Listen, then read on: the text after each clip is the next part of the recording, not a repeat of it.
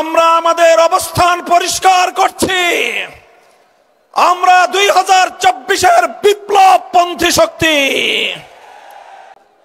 আন্দোলনরত 8 দলের উদ্যোগে আয়োজিত খুলনা বিভাগীয় মহাসমাবেশে উপস্থিত সংগ্রামী সভাপতি, ইসলামী আন্দোলন বাংলাদেশের মোহতারাম আমির পীর সাহেব চরমনাই হযরত সৈয়দ মুফতি মোহাম্মদ রেজাউল করিম, উপস্থিত সম্মানিত প্রধান অতিথি, বাংলাদেশ জামাতে ইসলামের আমির জনাব ডক্টর শফিকুর রহমান সহ আন্দোলনরত 8 দলের কেন্দ্রীয় নেতৃবৃন্দ, বিভাগীয় জেলা নেতৃবৃন্দ, সর্বস্তরের খুলনা বিভাগের প্রাণপ্রিয় আমার তৌহিদি জনতা, সর্বস্তরের বাংলাদেশের নাগরিক বৃন্দ,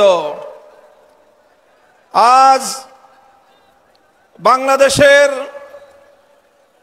জুলাই অভ্যুত্থান পরবর্তী, জুলাই বিপ্লব পরবর্তী বাংলাদেশে দাঁড়িয়ে এ পর্যায়ে আমরা স্পষ্ট দেখতে পাচ্ছি বাংলাদেশের মানুষ 2 ভাগে বিভক্ত।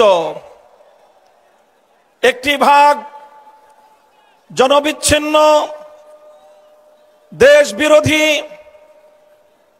বিদেশি আধিপত্যবাদের এজেন্ডা বাস্তবায়নকারী, ভিন্ন দেশের দালাল এবং ভিন্ন দেশের পদলেহী একটি গোষ্ঠী বাংলাদেশে আছে।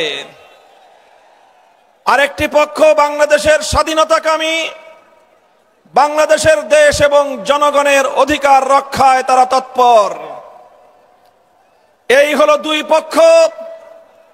এই 2 পক্ষকে আরো সংক্ষিপ্তভাবে আমি চিহ্নিত করে থাকি বলি, বাংলাদেশ আজ 2 ভাগে বিভক্ত। এক ভাগ 72-এর বাকশালপন্থী, আরেক ভাগ 2024-এর বিপ্লবপন্থী। আমরা আমাদের অবস্থান পরিষ্কার করছি। আমরা 2024-এর বিপ্লবপন্থী শক্তি।